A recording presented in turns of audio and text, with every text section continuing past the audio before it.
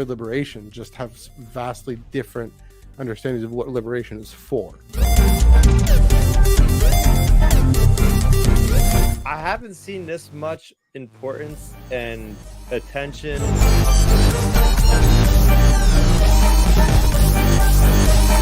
The story itself is a really wonderful, really great setup. Tractor beam has been engaged.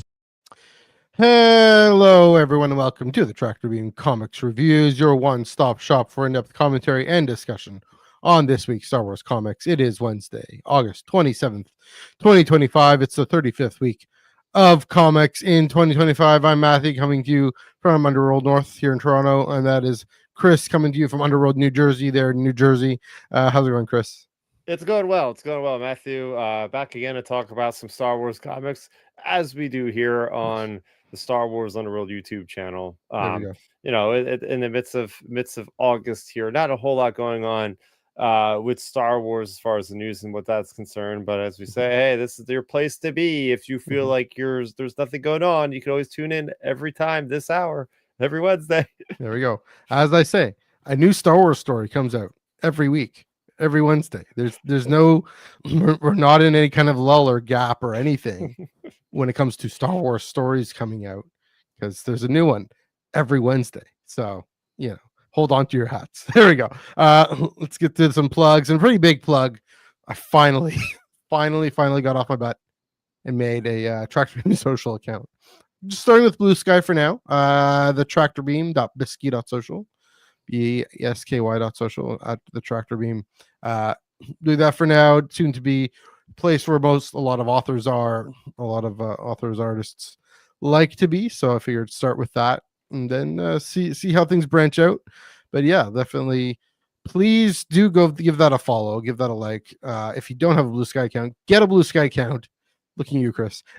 And then follow this. Follow the tractorbeam.bsky.social, where I'm being active. I'm doing the best I can to get this going, and excited for what it means for, you know, further maturity for this podcast that is being going for coming up on 2 years. There we go. So you can follow that.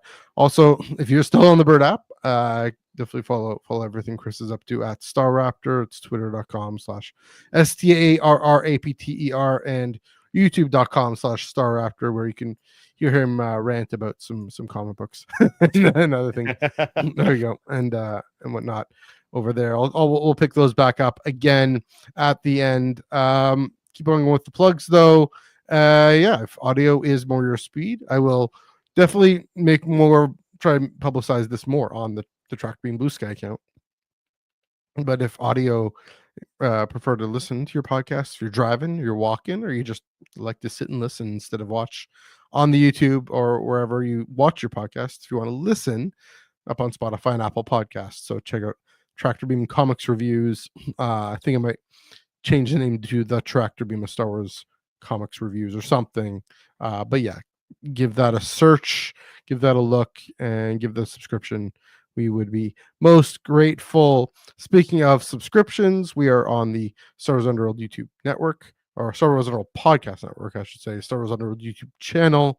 And of course, here on the YouTube channel, again, also grateful for a subscription to the channel. Just hit that bell, smash that bell. Oh gosh, I'm not an influencer, I promise. Hit that subscription. Also, we do have super chats and we have YouTube channel memberships. So we're grateful for any material support you can provide. As I always say, if you comment down below, we'll get to it when we can in the flow of the conversation. If you super chat us, we will get to it immediately, interrupt and whatnot. Also down below in the Discord server, Star Wars Underworld Discord server.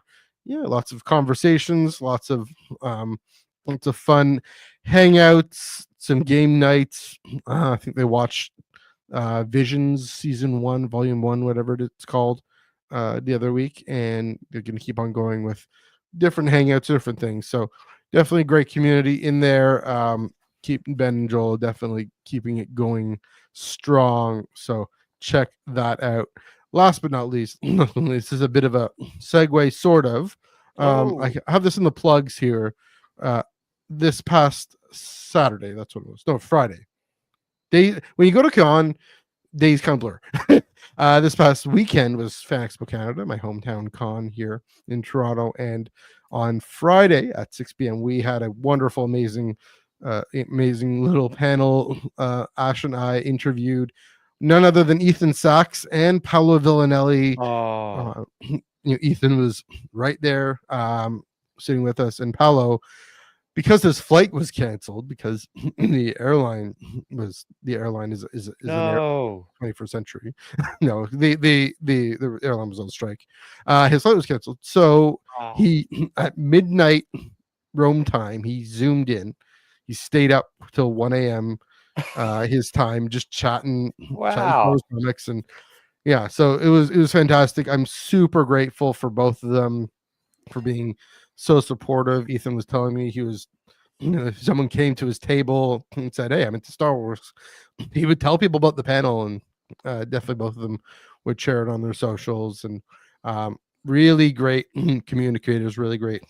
I mean, like I told you, that really great podcasters, really great at making content. Of course, he was on Tractor Beam a few years ago, like pretty early on. So, yeah. So anyway, all that to say, I have the video, I have the recording. Just want to do a few little tweaks to the audio and whatnot, to make it a little easier to hear. But that will hit this your channel in the next few days. So stay tuned for that. That's Tractor Beam Live, Hive of Scum and Villainy at Fan Expo Canada. We mostly talked bounty hunters, which was good, makes sense. And then we also talked a bit about Codebreaker. Nice. And some other, and just general Star Wars storytelling and whatnot. So really, really fantastic. Definitely the kind of thing I'd want to do again. And yeah, looking forward to sharing this out into the world. This panel on YouTube. So check that out. It's also funny. Go ahead. Oh, sorry. I don't want you to jump to the next thing yet. With Ethan Sachs, because me and my girlfriend ended up seeing him in Japan, all the way over overseas on the other side of the world. We're like, "Hey, how's it going?" It's like, yeah. Little did he expect me to show up there all the way on the other side of the world. But hey, Star Wars Celebration people, it's like we go pretty much everywhere. So it was fun that he seen me there, signed the copy of, oh my gosh, I forget the name of that one-shot comic that I don't think you've even read yet, right? Yeah, I read it. The one connected to the pod racing game thing we reviewed. That's the one. Yeah. Dominic brought you back one. That's right. So yeah, I had him sign that. It was pretty funny. And now the next big convention, he sees you there. It's like, yeah, it's great. I mean, to be fair, the next big convention is my hometown con. And then the next big convention he'll likely be at is his hometown con, which is sort of your hometown con, sort of. So yeah, he's confirmed as a guest too, as I was saying. Yeah, it would be. Oh man, as we were chatting before, feeling the FOMO for New York Comic Con. I really want to go, but it's just not in the cards this year. So, Chris, you're gonna have to let me live vicariously through you somehow. Yeah, same thing that you did with San Diego. I'll be here on these. And what you did with Japan. So there we go. So yep, it's how we got to roll. Definitely looking forward to what comes out of New York Comic Con. That's just in just over 2 months, under 2 months. Coming there down the pipe. So yeah, con season, we are in the thick of it. And gotta say, Fan Expo Canada, Star Wars at Fan Expo Canada, I did a bit more of a deeper dive on that on Monday night with Joel, but lots of substantive Star Wars overall.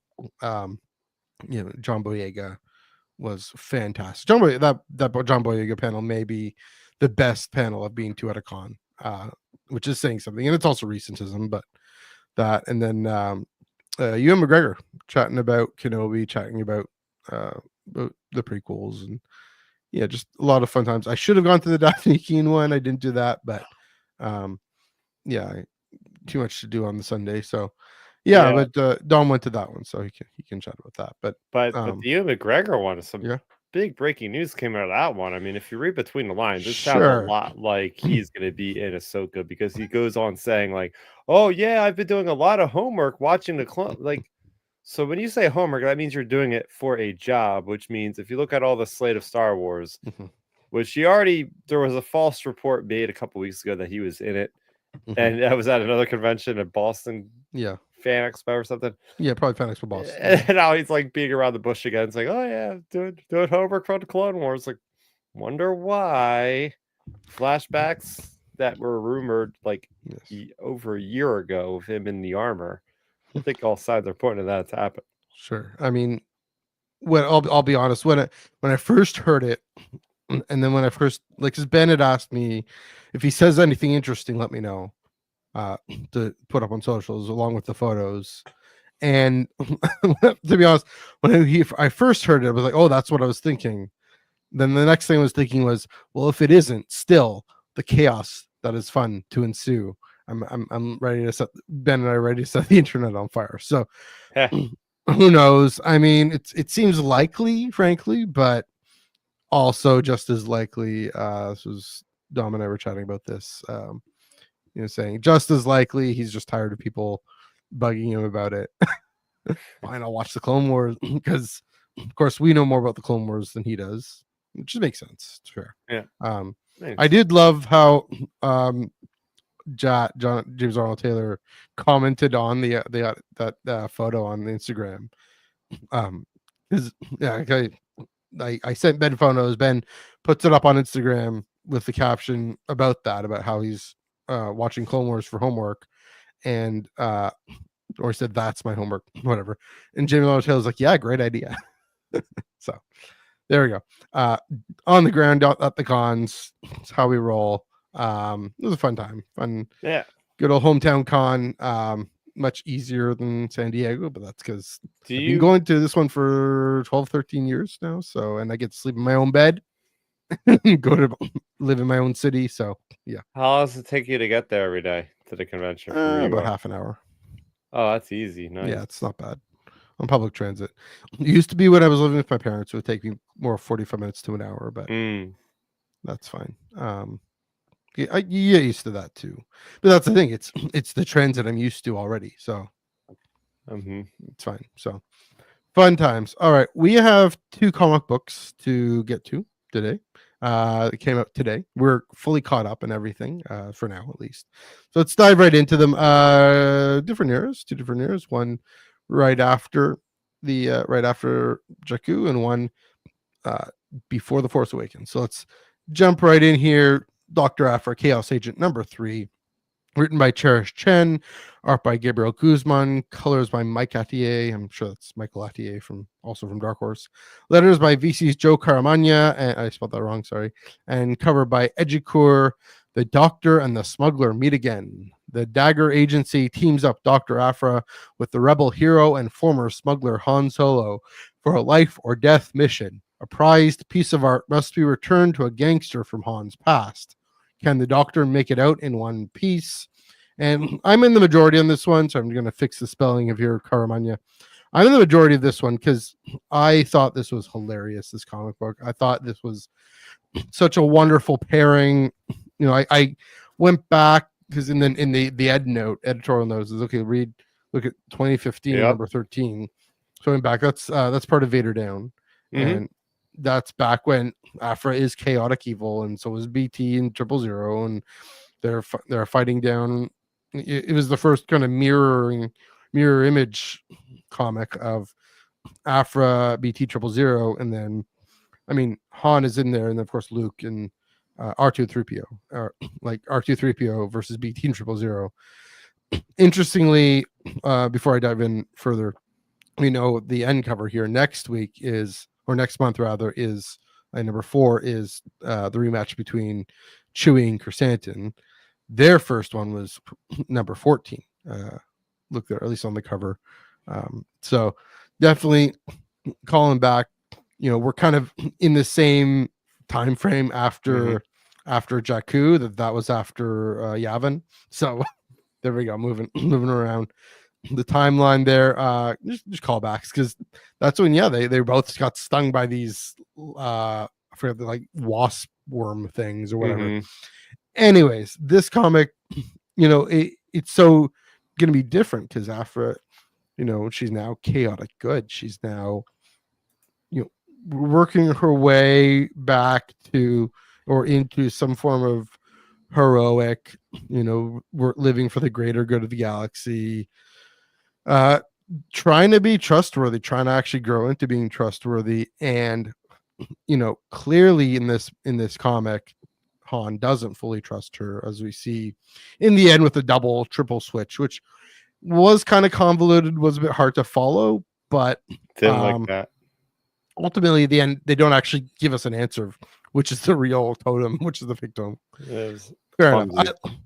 It was a little confusing. I agree with that, but you look at the character dynamics between the two, and there were some real laugh out loud moments for me in this one. Can't quite remember what they are, but some really laugh out loud moments. Just the you put Afra and Han Solo together, and the thing is, they're such similar characters, but they have this similar kind of banter and kind of the smugglers, and they're both now have a heart of gold, or at least Afra's heart has turned to gold because of the everything she's been through, and yet they're coming from different directions, right? There's this really poignant moment where Afra is Chelli's telling Han, what are you okay with getting your hands dirty here? And he's like, yeah, well, even though we're part of on the New Republic side of the bargaining table, I'm not afraid to get my hands dirty. And that's kind of what the daggers are up to overall with Afra. And so I really also enjoyed the opportunity for her to really use her archaeological expertise and deciphering these symbols and what those mean to tell if it's a fake or if it's real, or what the resonance this totem will have to that culture. And it was just a deeper look at her character that we didn't have the opportunity to when she was mainly looking up for number one. Here, that's the interesting thing, is she's still gonna probably still have to a little bit to make her character more interesting, and that's maybe the question, is how much has she really not just converted, reformed, but also just given up part of her past, right? Because that's also part of it, is she doesn't fully trust these institutions, these families, has this, no, not the families, she might trust the family, she doesn't trust the institutions all the time. That's why she's asking Han, really get your hands dirty here. But she knows she needs to play along. She knows she needs to put her chips in with the Republic, with the New Republic. As long as they'll put their chips in with her. And that's, again, the interesting thing is, it's the tables are turned. Can they trust her? She can trust them. Can they trust her? And we know they probably can, but they don't know that. Han doesn't know that. And so there's this elaborate double cross. And so that also, they don't know which is the real totem. And so at the end, the hyperdrive on the Falcon yet again blowing. So yeah, it was I thought it was exciting. I thought it was intriguing. Again, they double crossed with those emissaries who were actually just trying to get off, make a way for themselves. Again, the different double cross, it kind of, it's like it brings back the hijinks, calling this episode Han Solo hijinks, the kind of hijinks that an Afra run often goes through, the double crosses and the who could trust who and what are people's motivations and end games. And this one really went for it, and kudos to Cherish Chen and co for really going for that kind of feel in this comic. The last thing I'll say, again, we're seeing these different combinations, and again, last two issues were with Luke. This one was Han. Next week is Chewie, probably Chrysanthemum. Catching up with Chrysanthemum before we see him again in Book of Boba Fett. I wonder if part of what they're doing is trying to pair her up with these characters in this new era, in her new era, to see what sticks. One thing they might have realized or wondered, possibly, or hypothesis, is if the Luke Chelli dynamic is actually run its course, and that's why now it's Han, and to see if that works. And that's the thing with storytellers, is you don't know if something works until you try it. You put the characters together, and yeah, I thought this worked, just in terms of the banter, just in terms of the differing expectations and ability to trust and or not. And that it makes for really interesting look even at Han Solo's character. Is he really um he's the scoundrel with the heart of gold? Is he willing to still be enough of a scoundrel in this era? With Afra, the question again is, if she's the reformed heart of gold that's still a scoundrel a little bit, is she really willing to show her heart more, especially without Sana and Magna? So yeah, this one I think she did quite a bit, but not obviously, she was still on mission. But anyway, that's kind of what I have for this. I enjoyed it. I know you didn't, so No. I'll let you dive in, but and then I'll see if I can rebut you, or just listen diplomatically.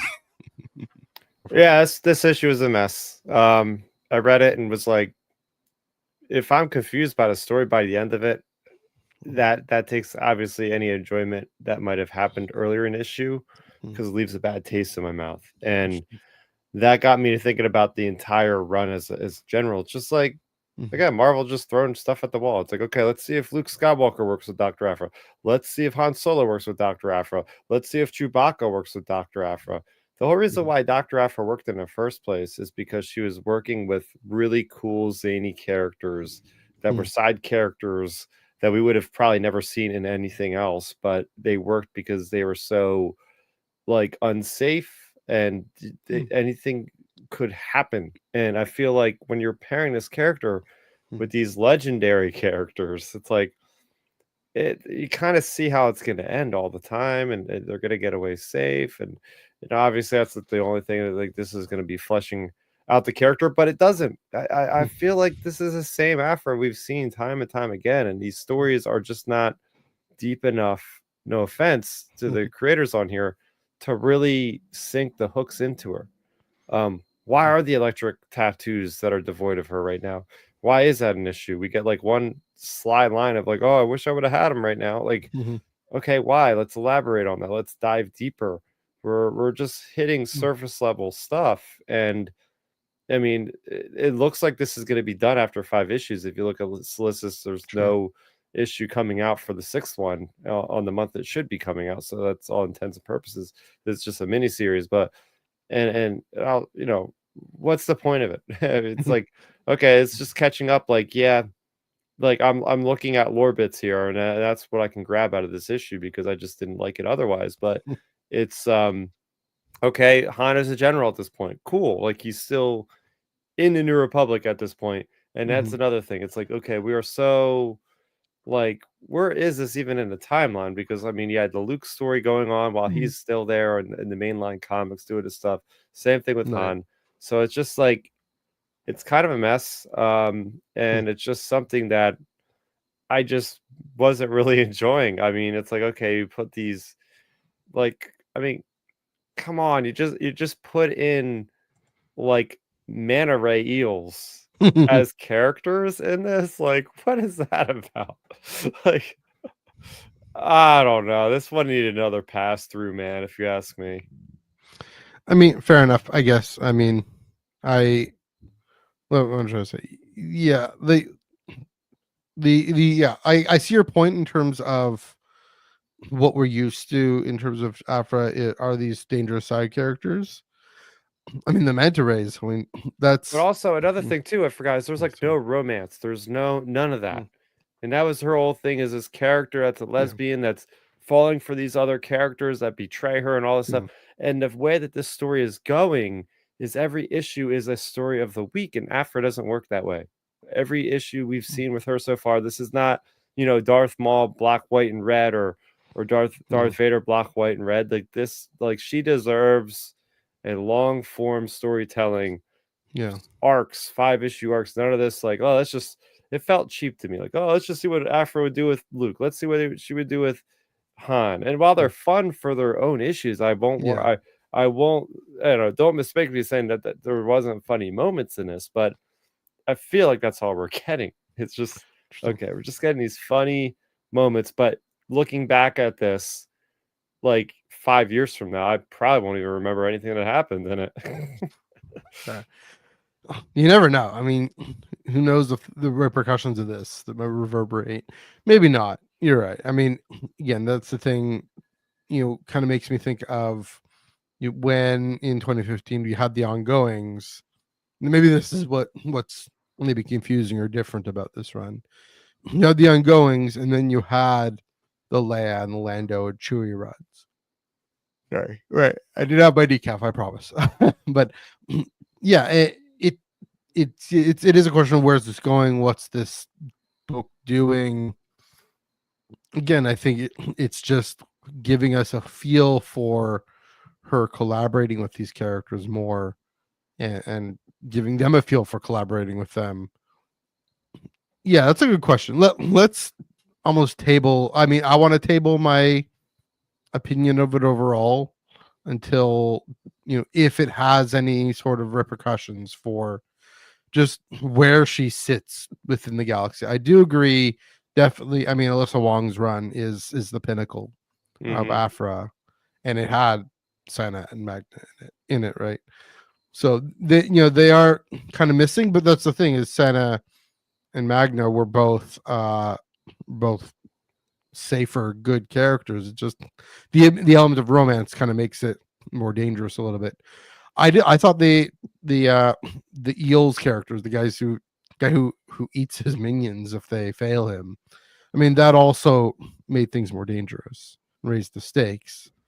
It's just it's different and unusual. I think that might be part of it, in that we're used to the main characters themselves being unpredictable. Yeah. That being said, Han. Well, I guess that's the weird thing, right? I mean, Han, in was the ongoing last week. Liz telling Luke, go back to Ben. Don't be so out there and unpredictable. Han can still be unpredictable, even though, right, we know he survives all the way to Force Awakens. Yeah, it's interesting. We'll have to see. I do get what you mean in that it's a departure from what has worked with Chelli in the past, and so figuring out something new might be a challenge. But another couple of things I'll have to say. Yeah. I mean, this is good credit where credit is due with the Han Solo stuff. I did kind of like take my experience with him as Indiana Jones and put it into this, like, okay, we have Han Solo, the closest he'll ever be to being Indiana Jones of the Star Wars galaxies, going around hunting for an actual totem. And then there's like another thing that's like essential to Han is like his idea of luck, and that this literal totem signifies and demonstrates luck, good or bad luck, as we see at the end there, which is kind of funny. Yeah, that was good. So that was like one of my highlights for me, was just like, okay, in terms of Han Solo and his archetype and his other appearances, Harrison Ford's appearances and other things, like I think it was kind of clever to like throw him into this specific storyline. Yeah. So yeah, I mean, think of it, maybe if it helps, think of it as the pilot of a show that's just finding its feet. But yeah, we're probably not going to agree on this, but that's okay. We have Dom has his dice somewhere. He used to dangle it. I didn't like the look of it on the screen, but there you go. The dice Solo, he's mostly Solo, also in A New Hope, I guess. But there you go. So yeah, that's what we got. We got any more for Afra Chaos Agent number 3? We get to move. Let me see. As I'm scrolling through the pages here. Oh yeah, the emissary characters, all them. The artwork was pretty good. I'll give them that. The artwork was pretty good. Likeness of Han, especially I like seeing him with the opposite outfit of like the white vest with the dark sleeves. Like they're really running with that as his new look. Reminiscent of Solo, a Star Wars story, which is really neat. But yeah, there we go. Yeah, I mean, I like. I mean, the art felt great. Felt really helped with the excitement. Credit to Gabriel Guzman, Michael Attier, etc. Mike Attier. There we go. All right, let's move it right along. Speaking of Ethan Sachs, we'll chat about this book a little bit, but we'll dive into Hyperspace Stories number 3, written by Ethan Sachs, art by Mark Yarza and Jose Marzan Jr., colors by Nicola Righi, letters by Comicraft's Tyler Smith and Jimmy Betancourt. Yeah, that's right. And cover by Diego Galindo. The First Order searches high and low for Poe and BB-8 after the hero's daring escape. This is a very short introduction. Can the pair make it off-world without being captured? Chris, I'll throw this to you. What did you think of Hyperspace Stories Codebreaker number 3? Very, very good. I like this one a lot, but it's clearly evident that it would have been nice for Ethan Sachs to get a 5th issue out of this one. I am seeing kind of cracks in the foundation here of the overall story now that we have 3 issues under our belt, because it seems like there's a lot that we have to do for that final issue. Namely, and I didn't catch it the first time, it's like we did not see the Banshee of Bestine at all.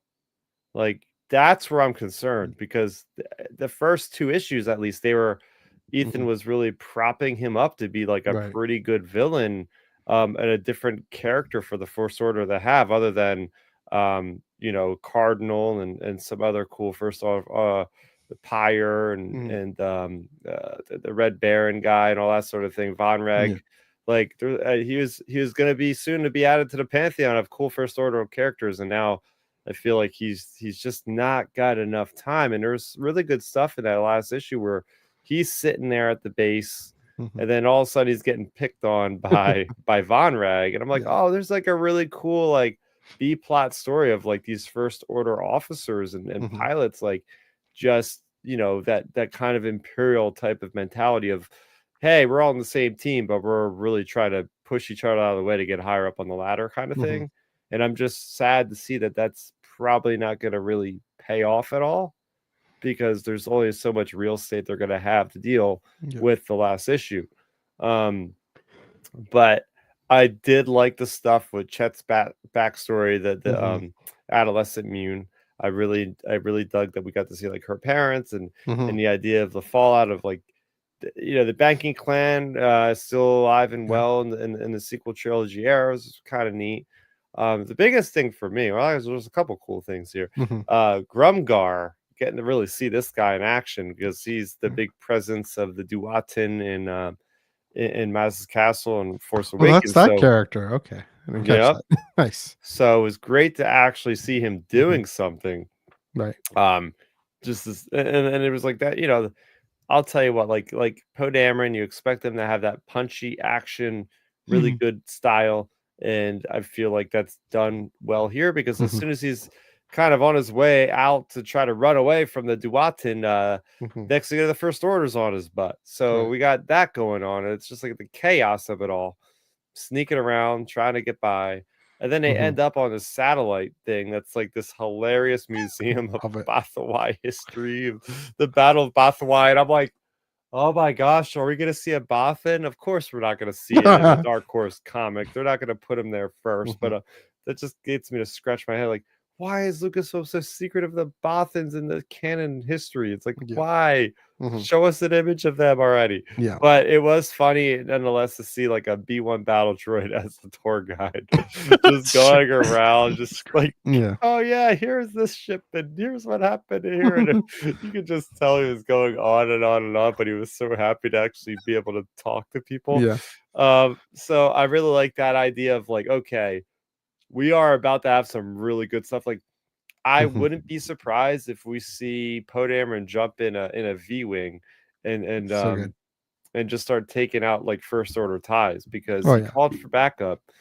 And again, another thing I want to see more of is like we had this cool New Republic like side story where like, we get to see that the difference between the Resistance and the New Republic, and how the Resistance is going behind the back of the New Republic, and they're getting angry about like, hey, you guys shouldn't be over there doing that in the first place. Like, again, give me more of that content. This could be a 10 issue series with how much potential it has, and I hate to see it squandered in 4 issues, but I mean, maybe they'll give Ethan Sachs another 4 issues to do something more in a couple months or something, even if it's not directly tied in. But that was my thing, is like, okay, I liked it a lot, but I do see where there was sort of like a economical thing going on where it's like, we can't quite give you that 5th issue or something. Sure. Or 6th or something. Panel of the week for me is this one right here.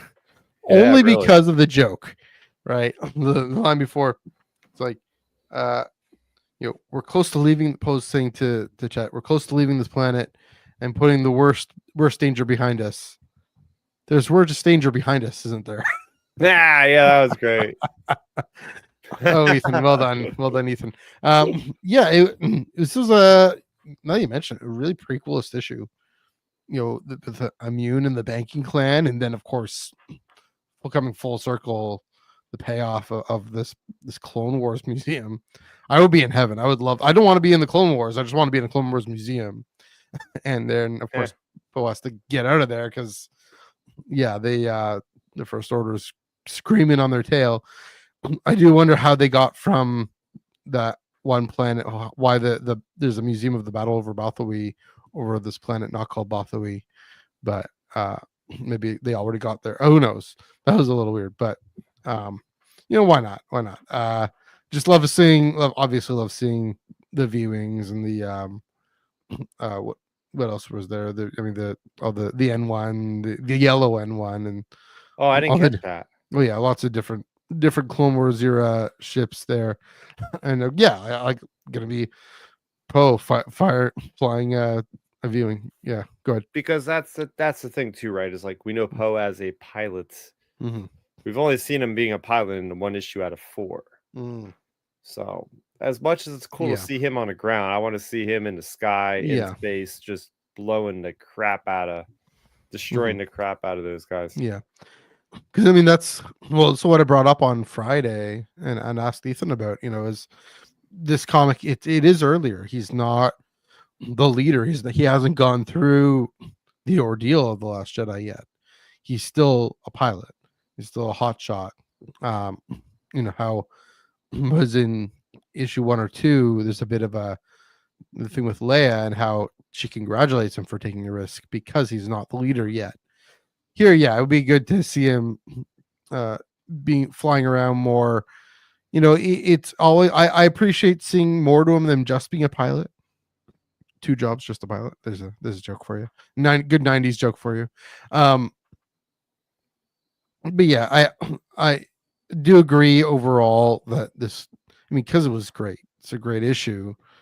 I do want to see more. I do want to see this this B plot with the First Order. I do want to see someone finally addressing the tensions between the Republic and the New Republic and the Resistance. You're right.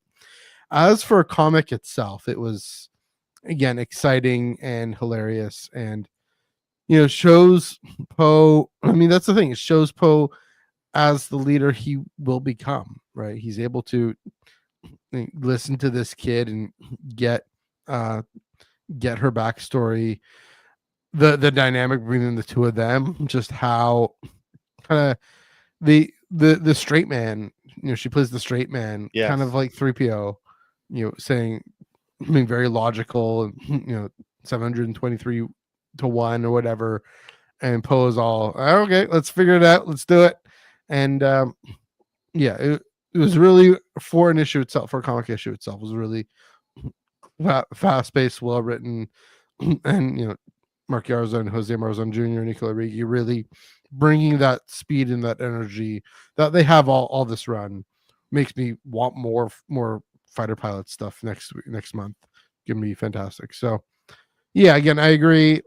Would be nice to have more of it, but a great all ages comic as well. I mean, the thing about the all ages, Chet becomes this point of view character for these younger readers to really see themselves in this book and see, where do I fit in this wider world, that where people want me for my talents, or people want me for me, and this moments in this run of am I actually going to be able to be free, or is the New Republic just going to want me for what I can do and not for who I am? That was cool. So I like that. That was a really deep moment there. Mm-hmm. So, again, that's the thing. That's the problem with this book.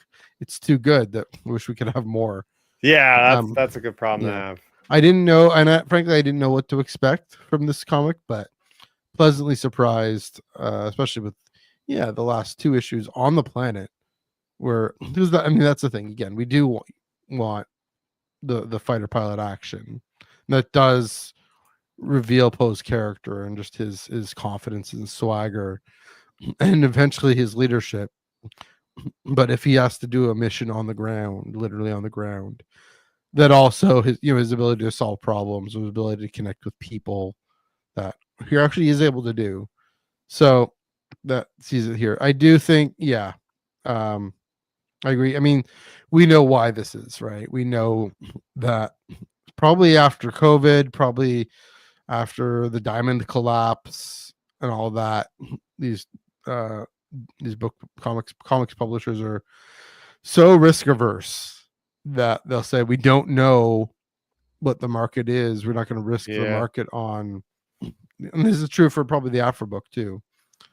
We don't want to risk the market on a long run, for if it doesn't sell, then we don't want to have to be in the position to cancel a long run.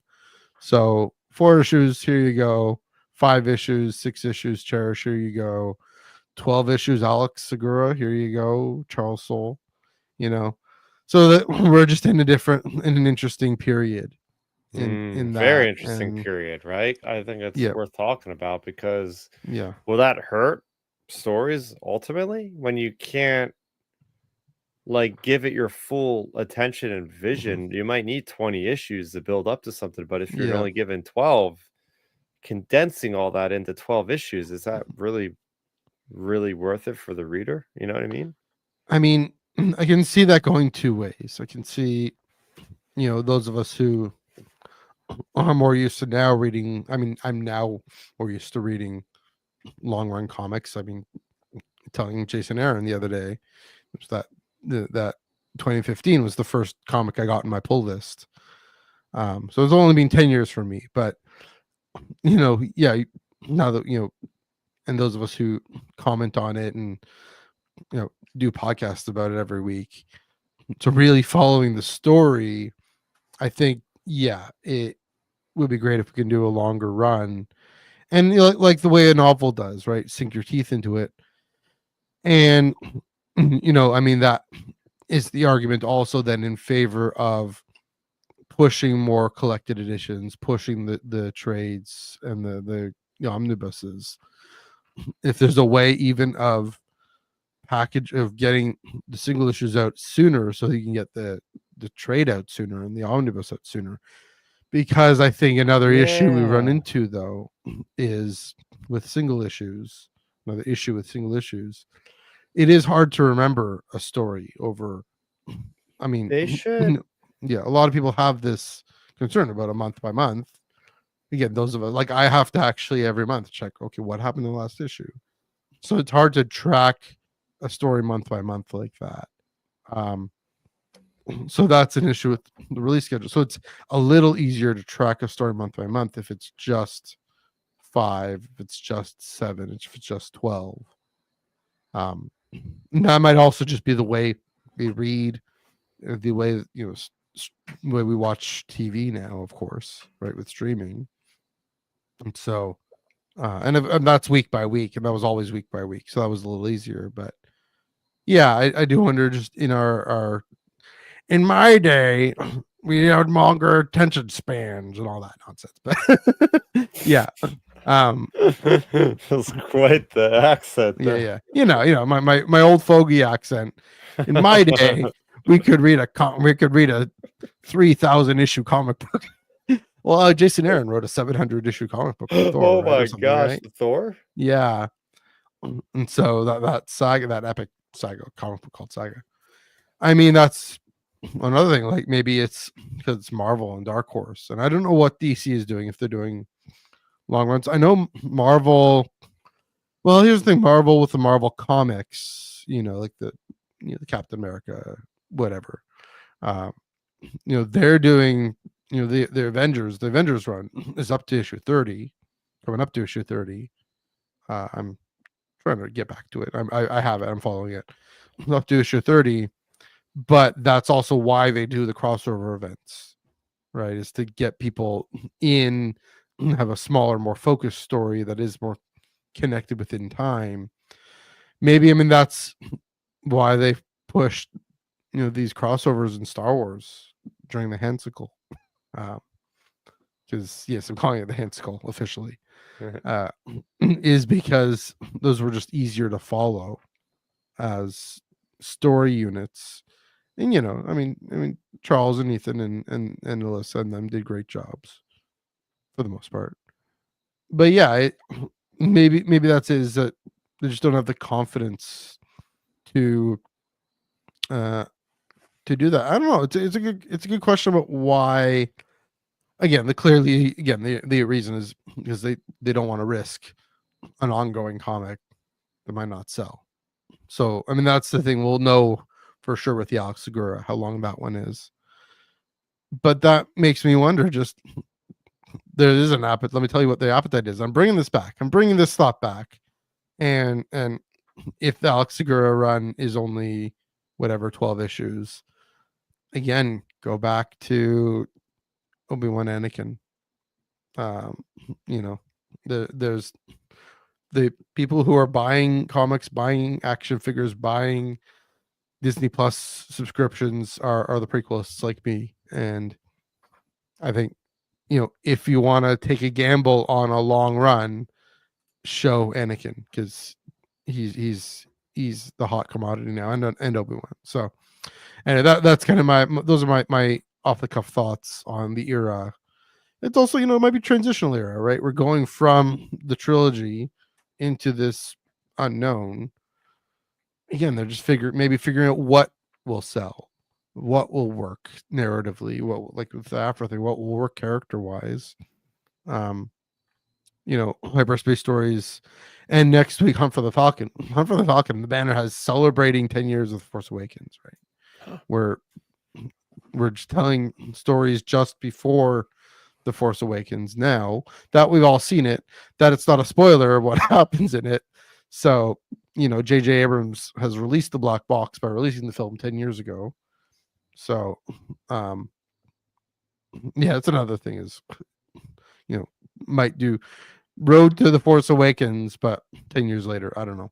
So yeah, those different little things that they're doing before they really commit to something. Well, here's the thing. I mean, they already had a good blueprint with the Battle of Jakku.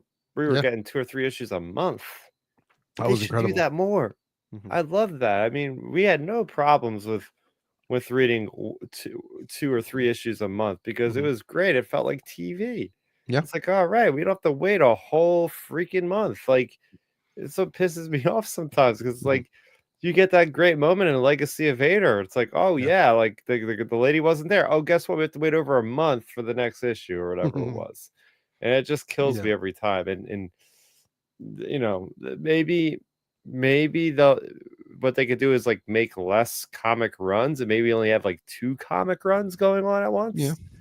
But then that way they could have more manpower because that's the situation. You just got to have the artists that'll be able to keep up. So then you can have like 2 artists on each book, like main pencilers, and have, close enough style. They did it in Dr. Aphra all the time and some other issues where it's like, for me, or even to High Republic Adventures, a lot of the times they would have completely different artists and it never bothered me at all. You could just have one doing issue number 1, another doing 2, and then back to the first one for 3. And, and do that. I think that would be better because I think that is a big thing is like, seems like these comics might lose steam with the public when they just have that long of a break and they forget about buying them, and who knows? Yeah, maybe. So I would like to see that experimentation come back. I think Battle of Jakku was a great way, and it really felt impactful too because it was this moment in time and everything felt like an event. So yeah, that's my 2 cents on that. Yeah, I mean, I think I'm not too sure alternating artists might work. What I do think might be better, maybe this is what's happening right now. Who knows? You know what happened with Battle of Jakku, I'm pretty sure, is they did it the same schedule that they always do, which is that they delayed the release until number 12. Like number 12 had to have been done well before number 1 came out, right? I'd imagine, or was close to being done. Just because that's the thing, it takes a month to make a comic book.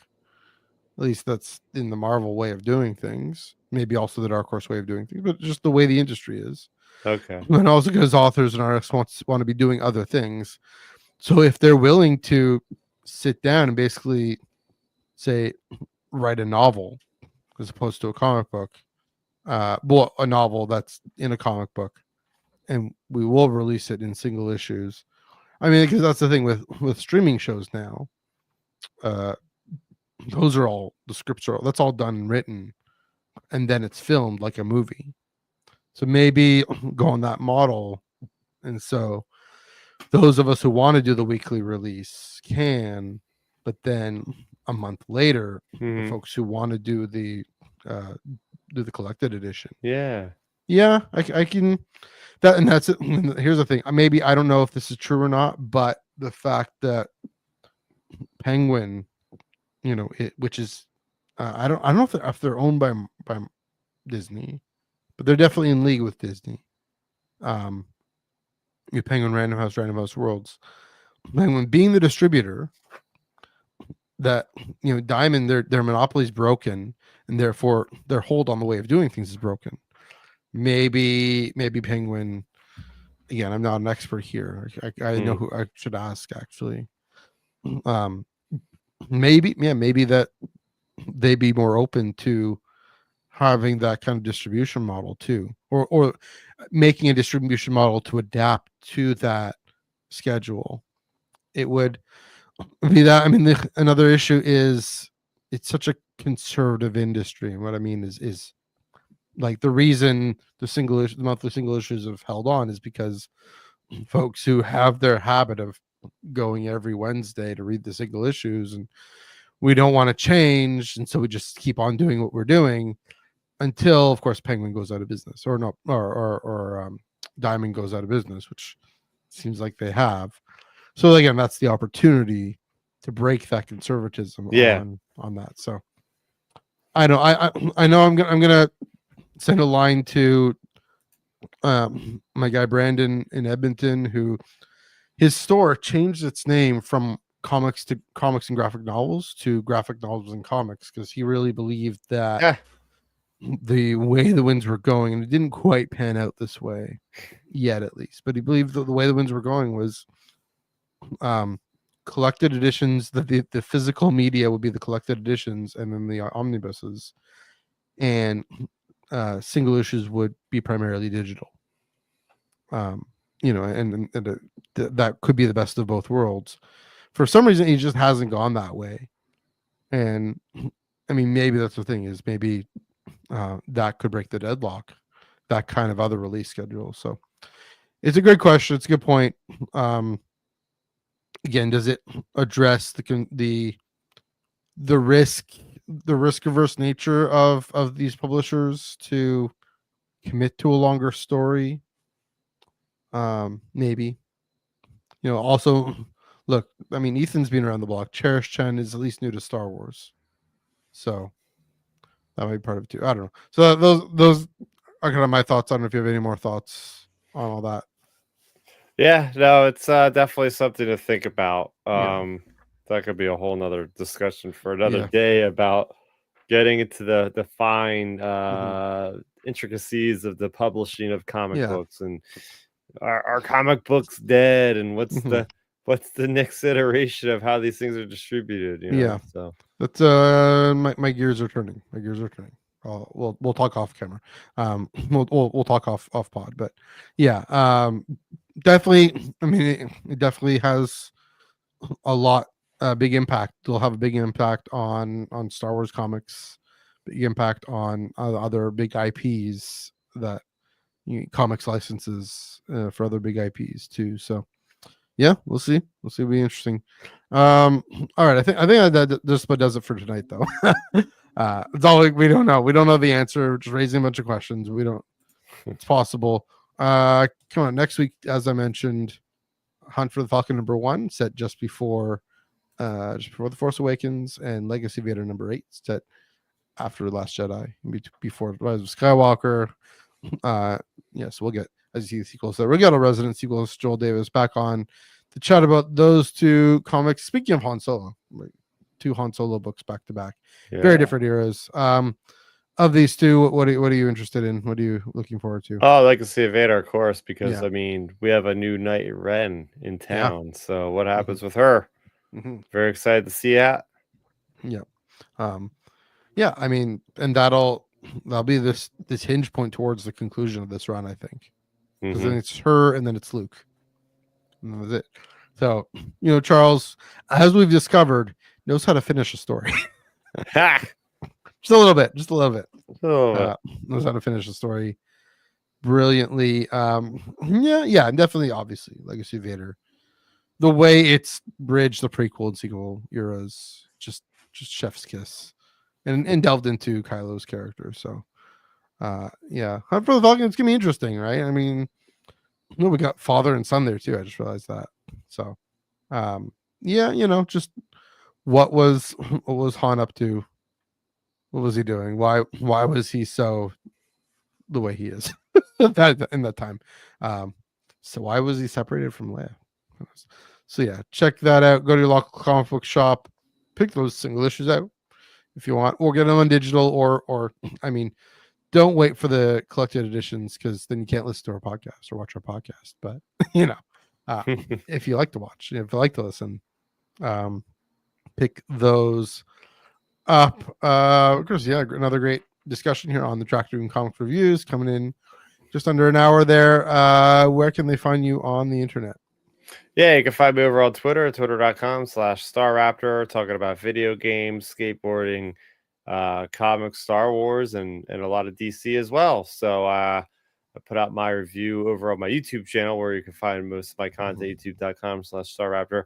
Put out my review for Peacemaker.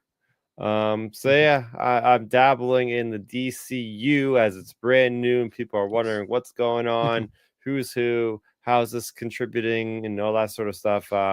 I'm doing my best to keep you guys up to speed on all that. So stay tuned for my reviews and stuff over on youtube.com/StarRaptor.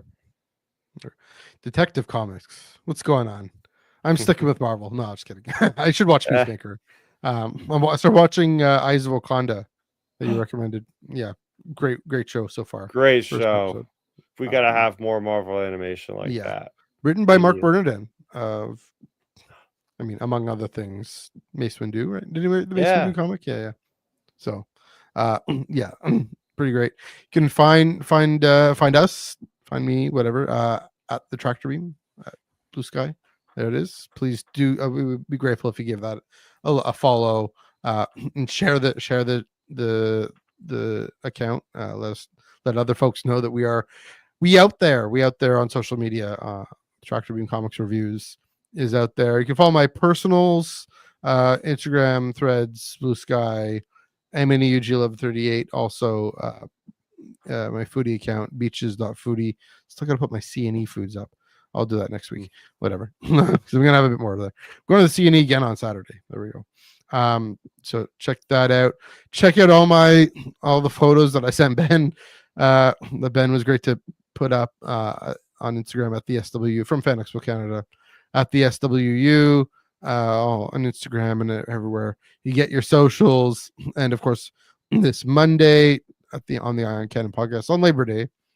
During Labor Day, we're talking about religions in Star Wars, and also possibly Star Trek actor, a little bit on Star Trek actors who've been in Star Wars. Just looking at that.